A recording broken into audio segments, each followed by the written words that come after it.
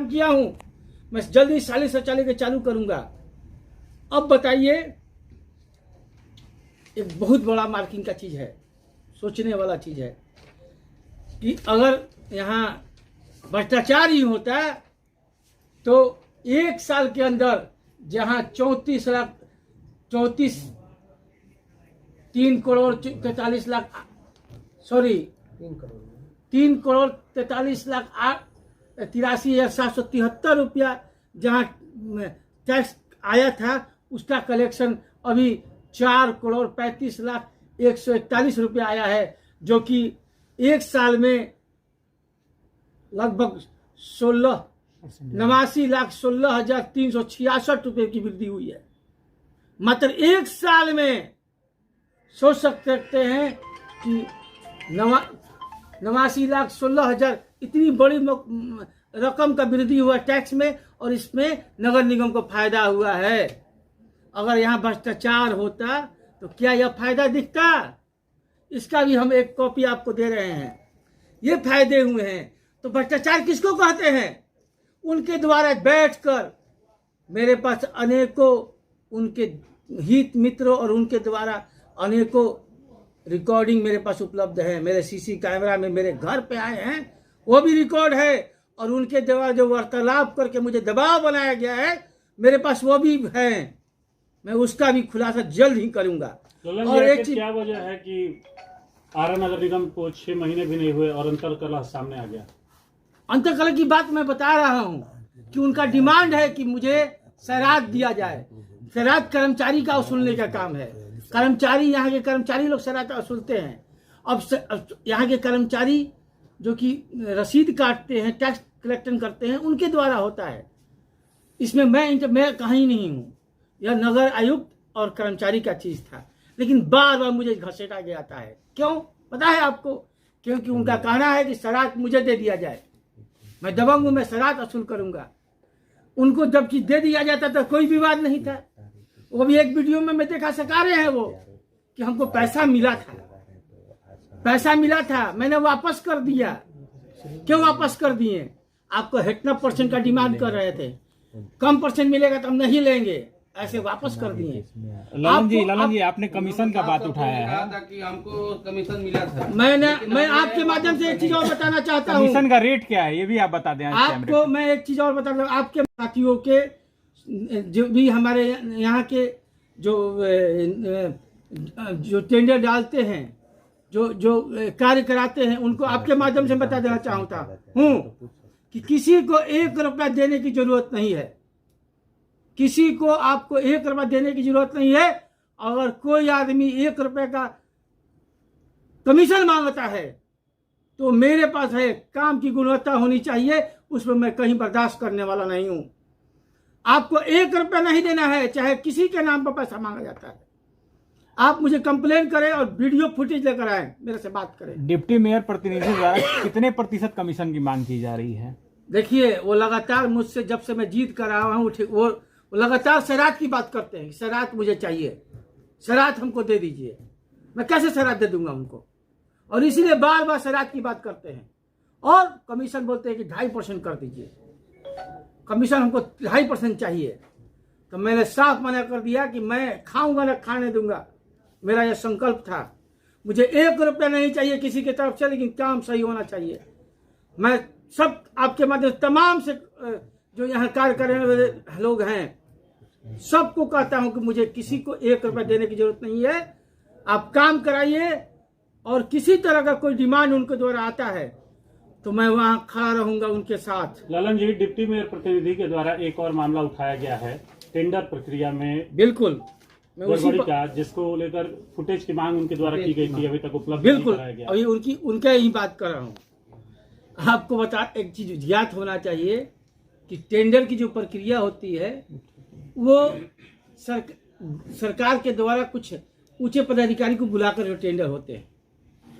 यहाँ कुछ दिन पहले टेंडर हुआ था, और उसमें टेंडर की प्रक्रिया में थोड़ा सा प्रकाश देना चाहेंगे।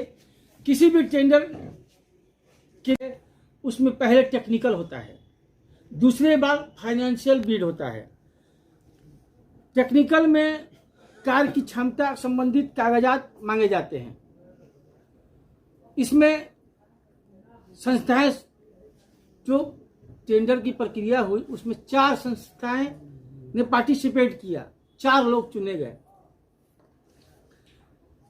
इसके बाद वित्तीय में यह देखा जाता है कि कौन सी संस्था नगर निगम के सबसे कम पैसे पर काम करने के लिए तैयार है, और ये जो प्रक्रिया होता है पूरा ऑनलाइन है, इसमें कोई झुठला नहीं सकता है। बहुत सारे लोग बीट डाले थे, 4 लोग चुने गए थे, और 4 लोग में जो थे, ये प्रक्रिया जो हुई थी टेंडर में, नगर आयुक्त के द्वारा डीएम साहब से एक प्रतिनिधि का डिमांड किया गया था, और डीएम साहब ने लेखा पदाधिकारी श्याम किशोर साहब को इस डिप्यूट की थी। यहाँ पे श्याम किशोर पदाधिकारी को डीएम साहब ने ही भेजा था उस टेंडर को कराने के लिए, और उसमें डिप्टी मेयर का कहना था कि सबसे ज्यादा जो पैसा दे रहा है, जो सबसे ज्यादा रेट दिया है चारों में, आप ललन जी और नगर आयुक्त साहब उसी को दे दीजिए। तो मैं उनकी बात को कैसे मानता, या फिर जो नगर आयुक्त साहब कैसे मानते, डीएम साहब क्या मान जाते क्या कि सबसे ज्यादा जिसका रेट है, सफाई कर्मी का सबसे ज्यादा जो रेट है उसको हम लोग टेंडर दे दें? ये संभव था क्या? और वो जो कम रेट डाले थे जिनको अभी टेंडर हुई है, वो क्या वो हमको छोड़ देते क्या? क्या आपको लगता है कि डिप्टी मेयर या उनके प्रतिनिधि को अभी उनके अधिकार और उनके कार्यक्षेत्र के बारे में कोई जानकारी नहीं है, अनर्गल बयान जारी कर रहे हैं? बिल्कुल, उनको कोई कागज से मतलब नहीं है। उनको द्वारा जो दबंग टाइप के लोग उनके साथ जुड़े हैं, उनको वो जो कहते हैं वो सुनते हैं।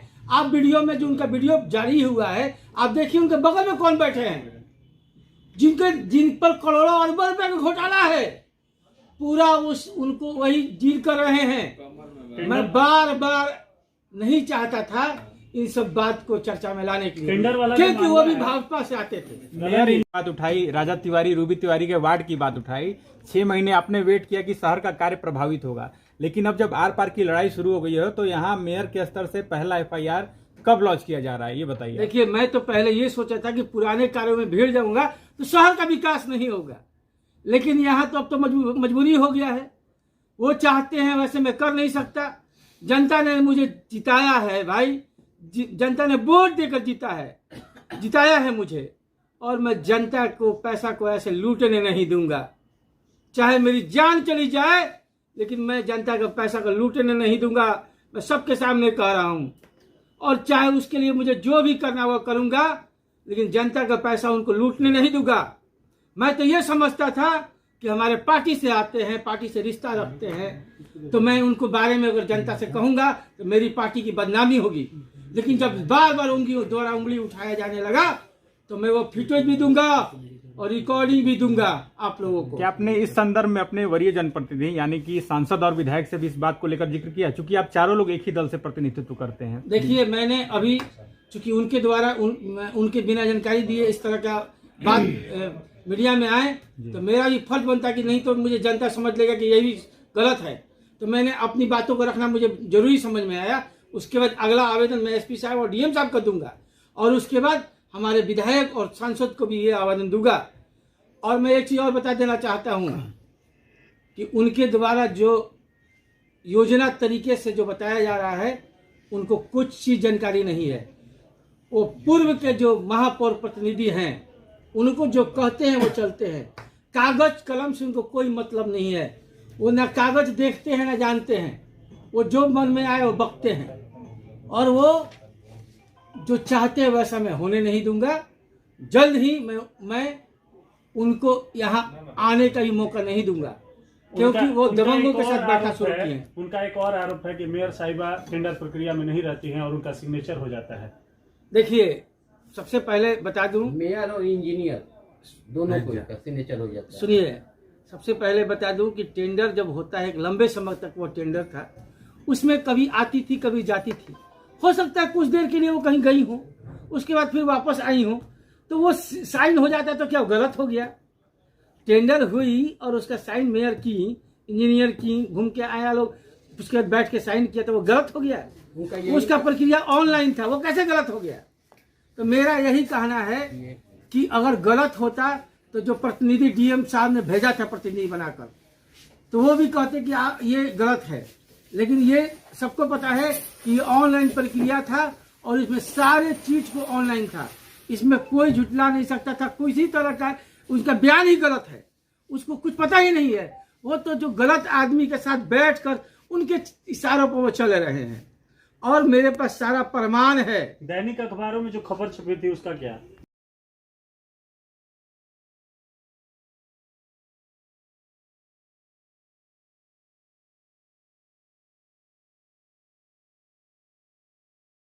तो क्या उप महापौर प्रतिनिधि सरोज सिंह के द्वारा दी जा रही या फिर उनके गुरगेट के द्वारा? देखिए, मुझे जान से मारने की धमकी मिली है, एसपी साहब को ही पता ही है। तो कौन हमें लगता है कि अब उन्हीं लोगों के द्वारा ये घटना दिया जाएगा, क्योंकि एसपी साहब के द्वारा मुझे घर से 3 दिन निकलने नहीं दिया गया था। आपको शक है उप महापौर? अब मुझे शक है कि इन्हीं के द्वारा कहीं ना कहीं मेरे ऊपर घटना घटाने की साजिश की। ललन जी, आम जनता का एक सवाल ये मैं नहीं कहता हूँ, ये प्रशासन द्वारा मुझे मैसेज आया था कि मेरे ऊपर जानलेवा हमला होने वाला है, और डीएसपी साहब ने मुझे एक अंगरक्षक भी दिया था टेंडर 3 महीने के लिए, और उसका पेमेंट भी वो लिए थे। लेकिन अब मुझे शक हो रहा है कहीं ना कहीं इनके द्वारा ही मुझे जानलेवा हमला टेंडर और सैरातों को लेकर धमकी दी जा रही है कोई और? बिल्कुल, मुझे शुरू से ही, प्रथम दिन से ही, जितने आने के बाद जब हम लोगों ने इस ऑफिस में, कार्यालय में बैठना शुरू किया, तब से ही मुझे इस तरह एक आम जनता का सवाल है। 6 महीने आप गद्दी पर बैठे, जनता सवाल आपसे ही पूछेगी, अगर शहर में बारिश होती है तो महापौर या महापौर प्रतिनिधि कितने ऐसे जलमग्न क्षेत्र हैं जिनके डूबने की ना गारंटी ले रहे हैं कि वो शहर में इस बार नहीं डूबेंगे, क्योंकि आरा शहर हर बार डूबता है। देखिए, आरा शहर में तो लगातार मैं कार्य कर रहा हूँ जी। अनेकों ऐसे नाले का उड़ाई से आप समझ सकते हैं कि कितनी प्राथमिकता से मैंने उस पर ध्यान दिया।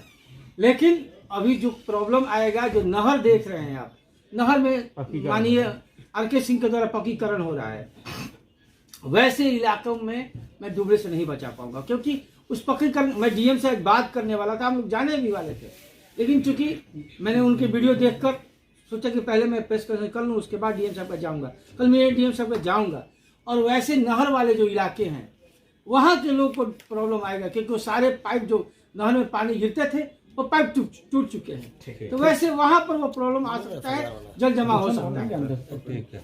आरके सिंह ने बोला था जो घोटाला के बारे में, उस पर क्या जाती है? देखिए, मैंने बार बार जिला प्रशासन से, जैसे आरके सिंह डीएम को भी कहा था कि अरेस्टिंग करो, बार बार जिला प्रशासन मैं भी मांग करता हूँ, आपके माध्यम से मांग कर रहा हूँ कि जो घोटाले हुए थे उस घोटाले का सर जांच कराइए प्लीज। और जांच, अभी मात्र एक घोटाले का जांच हुआ है और बहुत बड़ा विलंबन, बहुत पैसे का घोटाला हुआ है। सारे अगर जांच हो जाएंगे तो बहुत लोग जेल चले जाएंगे। तो मैं मांग करता हूं आपके माध्यम से, क्योंकि जांच नहीं हो रहा तो ऐसे लोगों का मनोबल बढ़ रहा है। इसमें हमारे डिप्टी मेयर साहब का भी मन बढ़ा है। आप एक चीज और बता दूं, मेरे वार्ड पार्षद साथी ने मुझे बताया कि वहां पर पूर्व मेयर प्रतिनिधि बोल रहे हैं कि विभागीय काम मैं 3 महीना में 400 करा दिया था। क्या हो गया मुझ पर? वैसे वो असर देते हैं, क्या हो गया था मुझ पे? तो ये क्यों नहीं कराते हैं? मैं एक भी विभागीय काम नहीं कराऊंगा। विभागीय काम में ही घोटाला होता है। जब प्रशासनिक, चाहे कभी भी बहुत इमरजेंसी होगा कि उस वहां पर जमाव हो गया हो या कोई बहुत इमरजेंसी कार्य होगा, वही काम केवल विभागीय होगा। बाकी उनके द्वारा जो 400 काम करके और उसमें से 300 काम का पैसा निकल गया और कोई काम नहीं हुआ, ऐसा काम मेरे रीजन में नहीं होगा। और वो सरोज सिंह एक चीज जान लें कि आप मुझे फांसी दे देंगे फिर भी मैं विभागीय काम आपको नहीं होने दूंगा। आप मुझे फांसी दे दें, लेकिन आप सोच रहे हैं कि विभागीय काम करा लेंगे, ये मैं होने नहीं दूंगा।